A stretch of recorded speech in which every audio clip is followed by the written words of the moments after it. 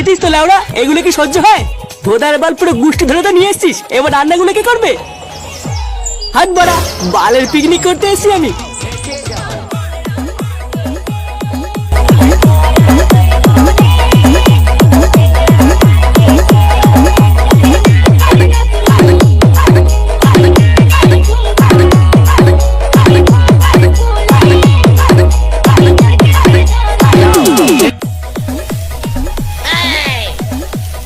লেওড়া গুলো একবার কতক্ষণ লাগে?